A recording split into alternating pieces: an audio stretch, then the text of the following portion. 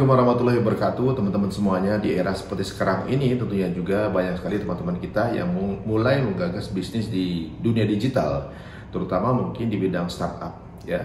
Apalagi mungkin lagi banyak nonton drakor yang judulnya startup, makin banyak juga yang tambah tertarik untuk mendalami dunia startup. Apalagi di kehidupan sehari-hari kita dimudahkan dengan adanya aplikasi atau startup itu, dengan hal-hal dalam kehidupan kita mudah sekali, hanya sebatas jempol atau juga mungkin handphone seperti hal itu. Tidak mudah memang ya, tapi ternyata menjalankannya juga tidak mudah. Banyak sekali teman-teman kita atau juga mungkin yang menggagas usaha di startup ini harus gulung tikar karena tidak mendapatkan pendanaan. Nah, di Hijrahpreneur Sedekah Ilmu Jumat ini kita akan ketemu dengan CEO dari Alami ya. Dan Alami ini adalah sebuah fintech syariah yang tentunya juga basisnya syariah. Ini luar biasa sekali. Sebenarnya mungkin apa enggak sih fundraising dengan basis syariah melalui startup? Langsung aja kita ketemu dengan Mas Dima. Wah, luar biasa sekali. Kalau saya pasti langsung duduk untuk nonton. Teman-teman juga jangan lupa langsung aja ketemu dengan Mas Dima. Ini dia.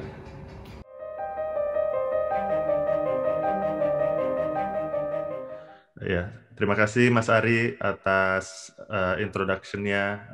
Sangat senang sekali bisa ikut di sesi Hijrah Fest Sedekah Ilmu di hari Jumat ini. Nah, mungkin saya ada presentasi yang akan saya share. Sebentar.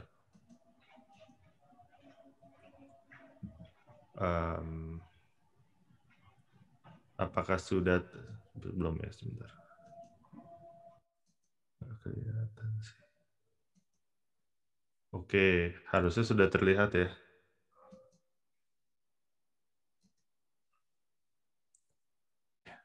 Udah kelihatan? Harusnya nggak boleh ngomong ya. Oke, kalau nggak ada jawaban berarti harusnya udah. Jadi ya insya Allah ini ada. Oke. Nah ini ada uh, pada hari Jumat berkah ini, insya Allah kita akan berbicara mengenai fundraising syariah. Nah, fundraising syariah emang bisa gitu, karena kita tahu lah di dunia startup ini mulai banyak teman-teman yang ingin hijrah ya, membuat usaha sendiri ataupun membuat startup sendiri yang tadinya sudah bekerja belasan tahun di corporate atau mungkin kurang dari itu. Wah seru nih, kayak teman-teman pada bikin startup sendiri, mungkin bisa bikin juga nih dengan nilai yang islami.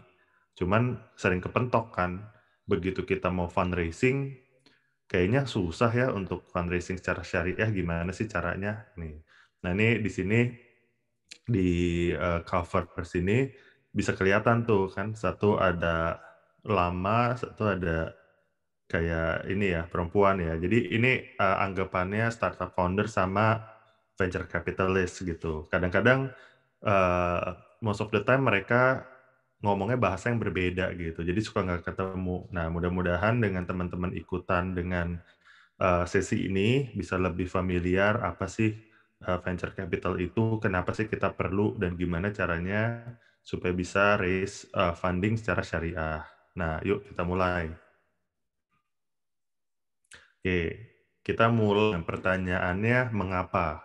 Itu penting dan ya salah satu mentalitas bisnis startup atau any bisnis yang sangat penting untuk ditanyakan di awal. Kenapa kita start ini? Termasuk kenapa sih kita perlu fundraise dari VC. Oke, nah ini penjelasan singkat saya ya sebelum masuk ke topiknya. Nah, di sini dengan kita lihat chart ya. Chart ini adalah market capitalization atau nilai pasar dari perusahaan-perusahaan otomotif di dunia gitu. Nah, kalau kita lihat nih dari awal tahun 2000, siapa sih yang market capitalization atau market cap-nya paling tinggi gitu ya. Nah, itu udah kelihatan tuh Toyota jauh di atas misalnya Ferrari, Honda, ada Volkswagen, ada Ford dan lain sebagainya gitu. Nah, itu terus bertahan di atas. Nah, semenjak tahun 2010 tiba-tiba ada satu perusahaan yang yang mempunyai visi bahwa ke depannya kendaraan itu ramah lingkungan, berbasis listrik dan energi terbarukan, itu Tesla. Nah, dari tahun 2010 dia IPO, lalu sampai sekarang itu tuh naik terus nilai perusahaannya atau market cap-nya. Bahkan di sekitar tahun 2018 itu udah melebihi brand-brand ternama seperti kayak Ferrari, ada Honda disusul gitu, dan di tahun sekitar 2019-2020 juga menyusul GM, Ford tuh juga udah lewat gitu ya. Ini chart di awal tahun 2020 pas baru masuk 2020, COVID juga baru-baru ya, itu juga masih jauh gitu sama Toyota kan gitu. Nah, ini sangat menarik studi kasus yang bisa dilihat ya. Nah, ini dengan lebih detail di tahun 2020 nih, tahun lalu ya pas COVID. Tiba-tiba di bulan Juni market cap-nya Tesla nyusul Toyota gitu. Naik sampai akhirnya di bulan Agustus itu berapa sih? 278 miliar. Ini juga mengantarkan Elon Musk ya, one of the owner itu jadi salah satu orang paling kaya di dunia gitu.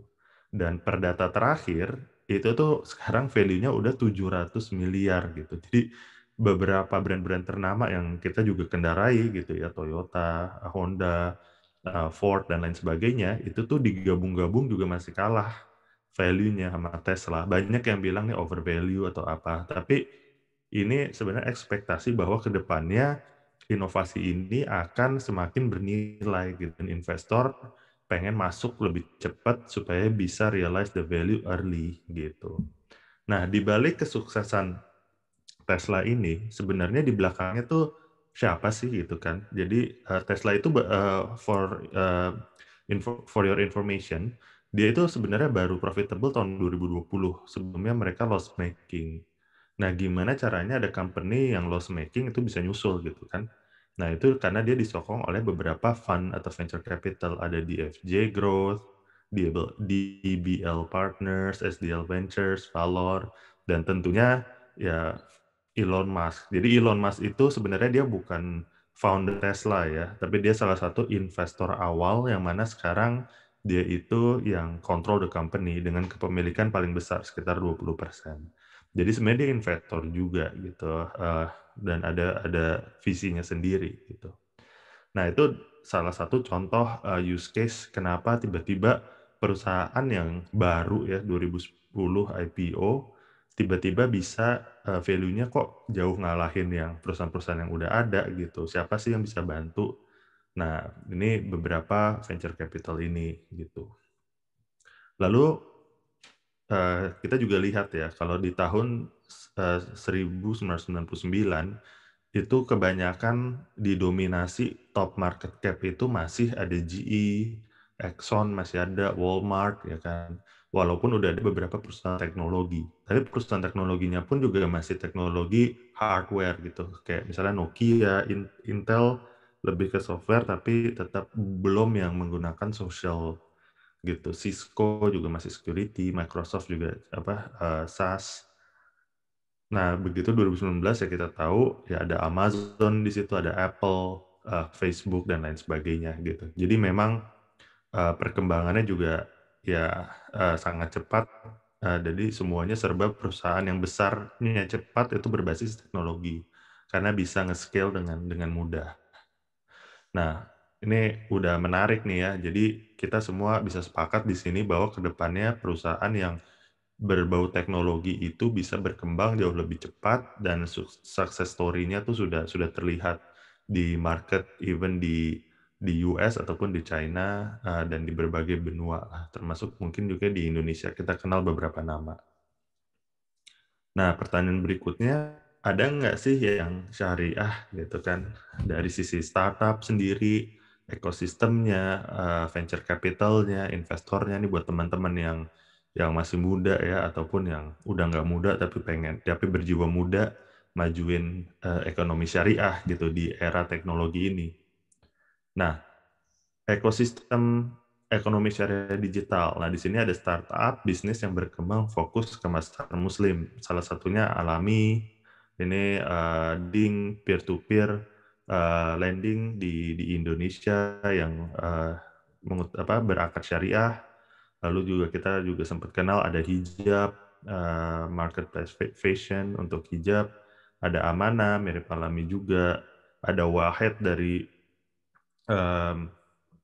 US, dia semacam robo advisory untuk apa namanya syariah stock atau instrumen, ada Insya, dia syariah digital banking di Europe, Modanisa, the leading modest marketplace untuk modest fashion marketplace dari Turki, ada Muzmatch. Nah, ini Muzmatch ini juga menarik nih. Kita juga baru dengar kan kemarin Bumble IPO naik banget gitu, dan dia dulunya kerja di Tinder. Nah, ini Muzmatch sendiri juga lumayan kencang nih traction-nya nih, karena dia memasangkan untuk tujuan menikah bagi Muslim khusus kayak gitu.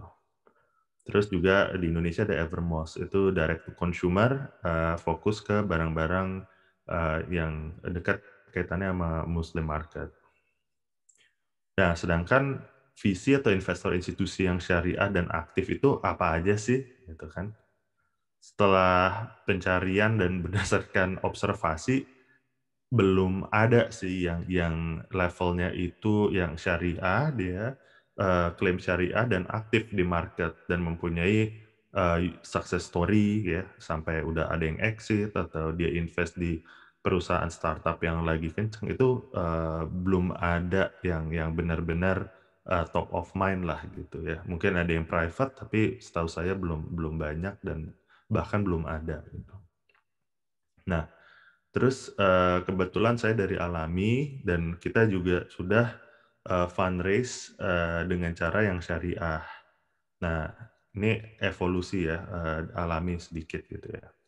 Jadi Alami itu awalnya kita sistemnya agregator untuk membantu perbankan syariah, tapi kita tahu bahwa perbankan syariah itu takes time to move ya. Jadinya kita decided untuk bikin peer-to-peer syariah sendiri. Alhamdulillah kita one of only two yang berizin sekarang, salah satu dari dua yang berizin di OJK.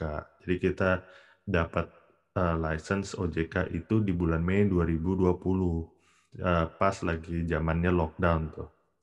Nah, kita sudah melakukan fundraising itu sebenarnya dari tahun 2019 akhir. Itu kita raise seed money. Itu ada perusahaan VC ternama di Asia Tenggara bernama Golden Gate Ventures. Lalu kita juga ada Tribe. Nah, di akhir 2020 kita juga fundraise lagi dari Golden Gate Ventures, AC Ventures, sama ada Quona Capital. Nah, tiga-tiganya ini venture capital ternama di wilayah Asia Tenggara, Indonesia, maupun untuk fintech, karena kita di fintech gitu ya. Nah, pertanyaannya gimana sih kok bisa gitu ya raise syariah secara syariah dari visi-visi yang konvensional yang bukan syariah dalam berbisnis gitu. Nah, ini bisa karena kita pakai akad bagi hasil atau kita pakai mudharabah gitu. Mudharabah dan juga bisa juga musyarakah. Kalau nggak salah kita pakai mudharabah. Nah, di sini gimana sih cara strukturnya gitu? Strukturnya itu jadi ada mudharib, ada sohibul mal gitu ya, sohibul mal. Nah, si sohibul mal itu investornya, mudharib itu co-founders-nya, kira-kira seperti itu. Jadi sohibul mal, mal lagi bahasa Inggris mal, itu memberikan pendanaan yang mana dikelola oleh co-founders memudharibnya. Nah, itu jadi 100% dana dari si sohibul mal ini, dari si VC. Nah, nanti habis itu ada bagi hasilnya tuh berapa disepakati persentasenya gitu ya. Lalu nanti ada pengembalian modalnya juga di ujung, kira-kira seperti itu. Nah, apa namanya?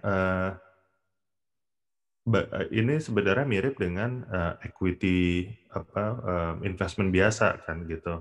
Memang mirip. Nah, apa sih yang bedanya yang bisa bikin ini sebenarnya syariah gitu ya? Itu biasanya kalau misalkan di perjanjian long form atau shareholding agreement, itu biasanya nggak di-state nisbahnya atau bagi hasilnya berapa gitu. Jadi itu given aja, dengan kepemilikan. Sedangkan kalau di sistem syariah, eee, nisbah atau, bagi hasil, proporsinya itu harus disebutkan dan disepakati di awal. Nah itu yang kita ada tuh. Nah selain itu, untuk fundraising seperti ini juga banyak nih, klausul-klausul yang mungkin, membingungkan dan mungkin, banyak dilihat ke nilai kesyariahannya nih bagaimana gitu ya. Dari yang misalkan fair valuation gitu. Ini prinsip misal keadilan. Apakah, value company-nya ini pas si investor masuk ini sudah melambangkan fair value. Nah, ini sebenarnya PR juga nih buat, teman-teman co-founders atau mudharib di sini untuk, mengetahui bahwa fair value perusahaan kalian tuh berapa sih gitu. Caranya gimana? Caranya harus, bersosialisasi, bergaul, jadi tahu gitu ya, harga-harga perusahaan sejenis tuh di berapa sih gitu multiple-nya, dan kita juga harus tahu gimana cara, para investor itu menilai bisnis kita gitu. Misalnya kalau misalkan, peer to peer gitu ya, peer to peer lending itu dinilai dari nilai penyalurannya gitu. Jadi nilai perusahaan itu, sangat tergantung pada nilai penyaluran, pembiayaan. Lalu misalkan ada, e-commerce gitu kan, itu kan dia lihat multiple dari, GMV, gross merchandising value-nya, kayak gitu. Jadi, key metrics itu yang perlu di-track untuk early stage startup sebelum keuangannya bisa menghasilkan cash flow yang rutin dan meaningful, gitu sih. Jadi berdasarkan dari situ teman-teman juga bisa tahu, nge-value perusahaannya sendiri, jadi begitu ngobrol sama visi, ini bisa udah langsung sepemahaman. Nah, apalagi nih misalnya pro rata rights gitu kan, terus ada juga anti dilution.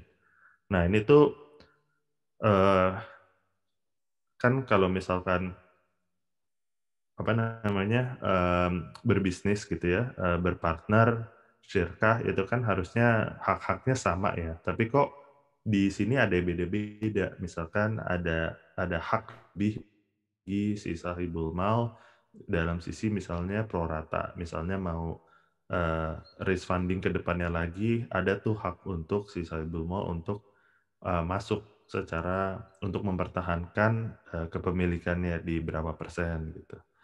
Nah, ada juga, anti dilution gitu. Misalkan, ada down round atau, fundraising ke depannya dengan valuasi yang lebih lebih kecil. Nah, ini bisa biasanya, eee, apa namanya, kelas, shares yang dipunyai itu ada 2 kelas biasanya, berkaitan juga nih dengan preference shares ya. Dan ini dikonversi, ini lebih jadi jatuhnya lebih banyak rasionya kalau misalkan nilainya lebih kecil dari, valuation yang lalu, raise-nya. Nah, jadi ini sebenarnya, intrik-intrik gimana caranya bisa menyikapi hal-hal seperti ini dari kacamata syariah. Nah, setelah saya juga konsultasi sama, waktu itu ada sekarang udah resign, itu Head of Syariahnya CIMB di KL, lalu juga sempat ngobrol sama teman-teman yang expert di UK, dan juga, Dewan Pengawas Syariah, ada Dewan Pengawas Syariah dan tenaga ahli syariah di kami juga. Kita ada come up dengan, tanazul, yaitu, eee, apa ya, memberikan haknya atas value yang diberikan oleh si, pihak yang direlakan haknya ini gitu. Jadi contoh, si visinya masuk bukan cuma membawa uang, tapi dia membawakan value lain. Misalnya dibuka network-nya, terus habis itu apa namanya, strateginya dibantu ya, eksekusinya dibantu juga gitu, operasionalnya juga dibantu, dan lain sebagainya. Nah, ini bisa dijadikan dasar untuk memberikan, tanazul itu, bahwa oke mereka mendapatkan hak-hak yang lebih. Nah, itu yang diatur di, preference shares itu, dapatnya apa aja. Jadi Kira-kira seperti itu sih dari sisi kita menyingkapinya, dan apa yang kita juga udah cek di market yang ada di berbagai negara. Karena konsep syariah fundraising ini juga termasuk baru ya, dan belum banyak juga studi terkait ini. Ya, wallahu alam bisawab, Allah knows best. Sekian itu aja sharing session di Jumat kali ini. Kalau misalkan ada pertanyaan boleh. Jadi semoga ilmunya bisa bermanfaat di dunia dan akhirat, insya Allah, dan semoga sukses teman-teman yang berniat untuk masuk ke ranah startup untuk fundraising demi mengembangkan tim yang optimal. Terima kasih. Alhamdulillah, barusan penjelasan dari Mas Dima Jani untuk teman-teman yang tertarik untuk menggagas dunia digital atau juga mungkin startup ya. Semoga segala macam kisi-kisi atau juga ilmu yang didapatkan mampu memberikan inspirasi dan juga tahu step apa yang akan mesti dilakukan lebih dulu. Atau juga mungkin ingin konsultasi, langsung aja add IG-nya Mas Dima Jani. Kemudian DM di sana dan beliau pasti akan menjawab pertanyaan-pertanyaan dari teman-teman semuanya. Nah, untuk teman-teman semuanya, mudah-mudahan menginspirasi dan juga mudah-mudahan memberikan dampak yang baik untuk teman-teman semua dari tayangan barusan. Doakan kami juga untuk tetap bisa istiqomah di jalan ini dan memberikan hal-hal terbaik untuk teman-teman semuanya. Ya, kita akan ketemu lagi di Sedekah Ilmu Hijrah Planner Hijrah Fest minggu depan. Saya Ari Untung. Assalamualaikum warahmatullahi wabarakatuh.